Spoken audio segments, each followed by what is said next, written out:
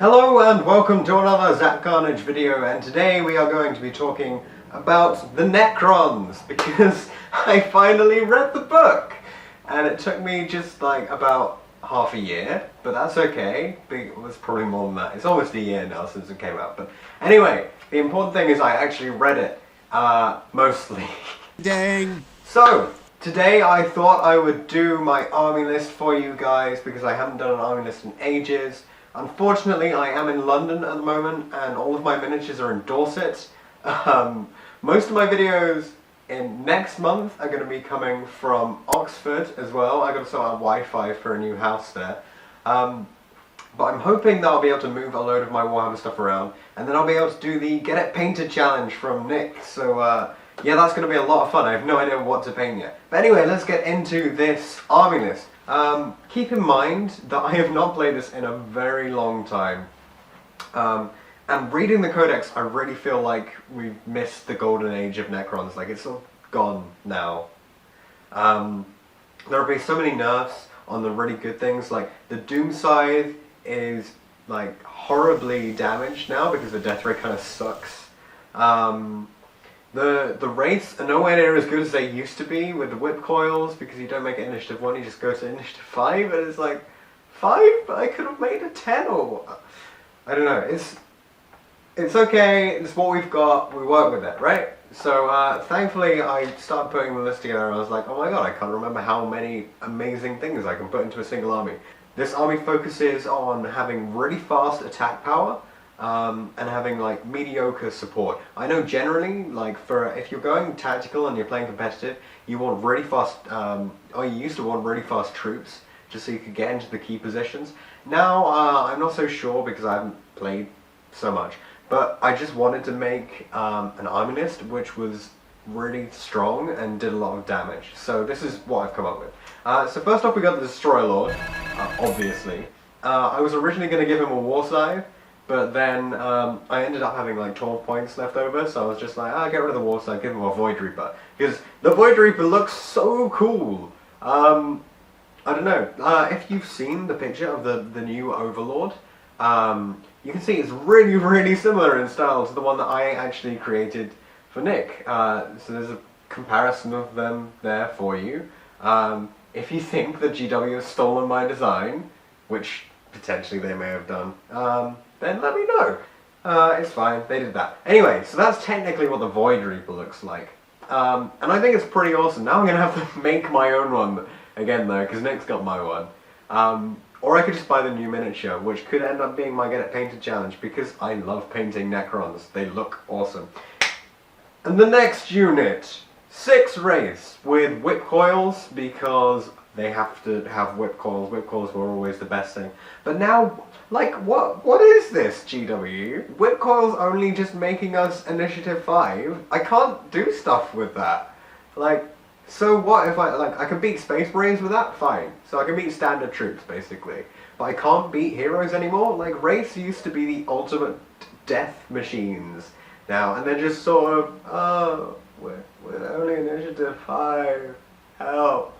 We're too slow. Anyway, it's what you have to deal with, so that's what we've got. I mean, technically it's a little bit cheaper, which is alright, but I don't know. So the 6 wraiths with the whip coils. We've got 10 warriors. Woo! 10 warriors. Woo! 10 warriors. Woo! Yeah, 3 lots of 10 warriors, basically. That's all I'm going to do for troops. I was initially thinking I want to get 4 in, but then I realized I don't actually care. Like, this army list is not meant to be specifically competitive. It's just meant to be a lot of fun. And I feel like if you overdose on troops, if you don't have enough variety in your army, then like you sometimes get to the point at which you just sort of get bored. Like, I would find that in my, 60 warrior army build, it was really cool to have 60 warriors on the table, but it was just awful in that you were always rolling for the same stats, and it just became, we do the roll, and then, If you're only playing the same unit, it comes down to the point at which you've either win through weight of dice, or you win because your units are better, or it's luck. But your tactical abilities are really reduced because you can only use the same units to just go off and do everything. So you can't be like, oh, I'll use this one against that one because it's really good. Like you can't. If you've only got warriors, it's not like you can be like, oh, warriors are good against terminators, but they're not good against normal jetpack marine. I don't know, whatever.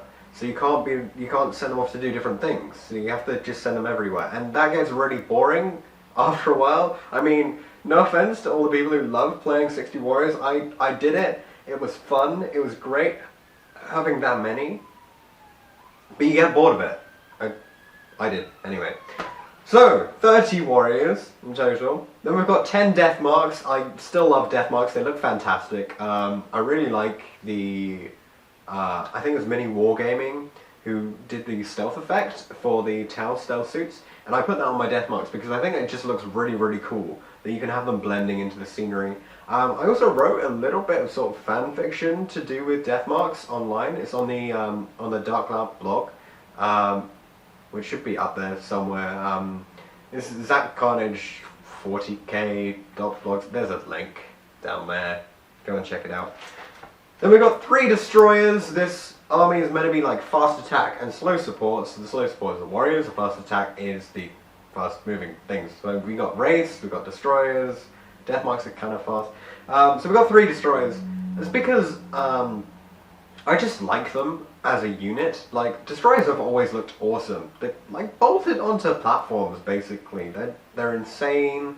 I don't think the insanity was really key, but having the preferred enemy is so useful, so useful. Obviously the 24 range is a little bit iffy. I would have really liked to have had that boosted up to 36 or something, but then you'd have to put like heavy gore scanners up to 48 and it becomes a little bit detrimental. So 3 destroyers, a second lot of 3 destroyers. Exactly the same reasoning. I love them. They're a great unit. They're fantastic. Then we got 6 Scarab Swarms. This is because I want to try out the Scarabs in the new rule set. Like, because I've been out of it for so long. I know, like, when the Scarabs first came around, everyone was terrified of them because they were so good. They were insanely good. Obviously, they got, like, nerfed and stuff, so we have to deal with that. But they're still going to be fun. Plus, the fact that you can just put out so many attacks with Entropic Strike is fantastic. Then we've got another 6 Scarabs. I like to repeat myself in this thing, okay? I like to have multiple units of the same thing. Not too many, though. Basically, the reason why I play multiple units is because if one doesn't do the job, I need the second one to do it. Like, sometimes you're going to send a unit in and it's going to die. And you think, okay, I needed this unit to kill that thing, but it hasn't. So I have to send this one in as well. Basically, that's why I run 2 of most things. But we've only got 1 Tomb Spider in the whole army. He's got to replenish, like, all of the Scarabs. But, you know, what I'll generally do is I'll just sort of put the Tomb Spider near the Scarabs. So they can look after it a little bit. And I'll just sort of send them out all as a swarm, scampering along, doing the Canoptech things. But anyway, that is my entire army list. I know I didn't really choose much from options because it was just Void Reaper and Whip Coils, and everything else is just standard units. So I hope that's not too boring for you. Like, I'm used to playing Tau as well, and Tau, there's so much customization. But this army is pretty standard. But let me know what you guys think about the construction of the army, if you think I need to play it more defensive, or like if I need more troops, or if you think I need more wraiths instead of destroyers, because that's technically a viable option. Like, I could just play more wraiths instead. But I don't have the models yet. So that could be something that I could sort out. Also, I do have Tombblade models. I've got the Night Scythe, which becomes a Doom Scythe. I've got the Annihilation Barge, the Doomsday Arc. Like, should I be running a Ghost Arc just to replenish my troops a little bit? You know, maybe I should be playing that instead of some of the Scarabs and a Tomb Spider, maybe. If you think maybe I should take out the Death Marks if they're not so viable anymore, just let me know what you guys think, and basically I'll take all of your comments and construct them into one really good army list that's community driven, because together we can build the most epic Necron army ever. Like, honestly, if we all team up, we could make the most powerful army that anyone has ever seen. And I honestly think that is the best way to do it, because a community army is the best kind of army. As always, thanks for watching this video. Don't forget to like it, leave a comment in the comment section down below. Also, don't forget to check out the Facebook page where I occasionally put up random things. Basically, I just put a post up shortly before I release a video. But sometimes, like, I'll go to an event or something and I'll get a few pictures of people, and they'll go on there as well. So you can, like, take a look at those and share them with your friends or whatever. I don't really mind. Don't forget to subscribe as well, because there will be a subscriber competition when I reach 750 subscribers. The original plan was to, because I've been doing a lot of Yu-Gi-Oh content recently, it was to just give away a Yu-Gi-Oh deck.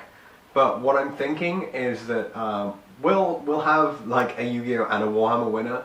So the Yu-Gi-Oh deck is going to go to someone. And if you want Warhammer stuff, there's going to be Warhammer stuff up for grabs as well. So feel free to sort that out.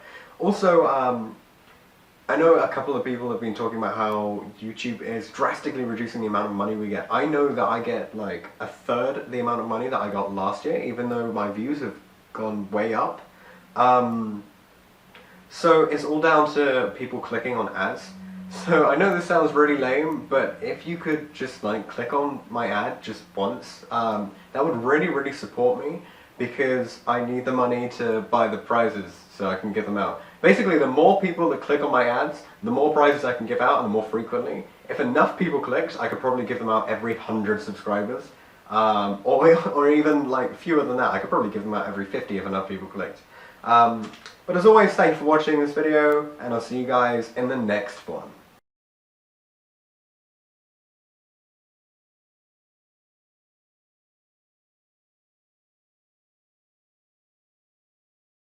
$1,099, 1,100, 1,100. Oh, can't be bothered anymore.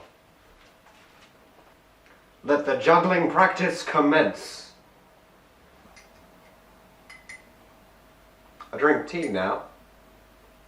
It's a big deal because I didn't used to.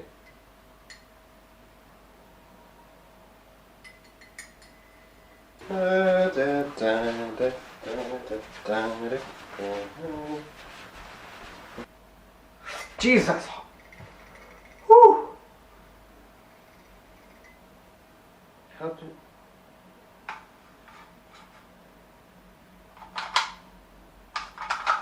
Look!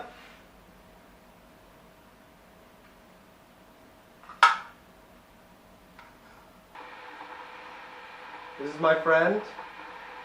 It's called Basil.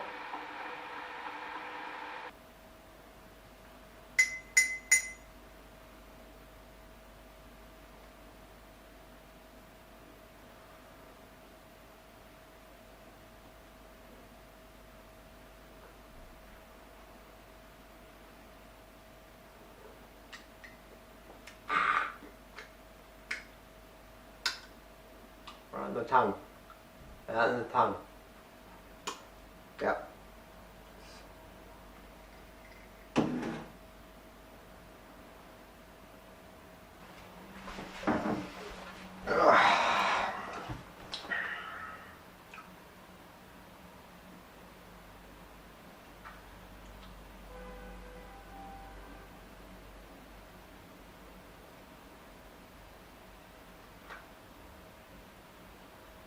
Necrons!